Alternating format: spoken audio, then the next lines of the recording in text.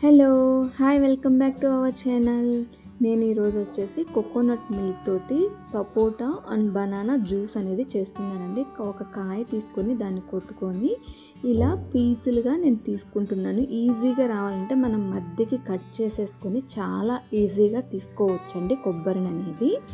ఇప్పుడైతే మనము కొబ్బరి పీసులుగా కట్ చేసుకున్న తర్వాత వీటిని మనం మిక్సీ పట్టుకోవాలి. వాటర్ పోయకుండా బరగ్గా మిక్సీ పట్టుకొని తర్వాత వాటర్ పోసి మళ్ళీ మిక్సీ పెట్టామంటే మనకి చాలా ఈజీగా మిల్క్ అనేది తీసుకోవచ్చు. ఈ మిల్క్ని మనము పక్కన పెట్టేసుకుందాము.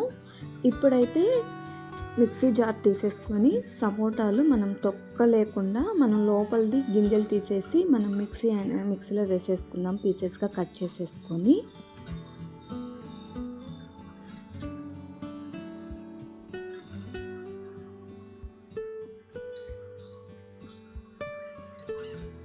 ఇలా తీసుకున్న తర్వాత ఏమన్నా గింజలు ఉంటే పక్కన పెట్టేసుకొని ఇప్పుడు బనానా అనేది కట్ చేసేసుకుంటున్నాను.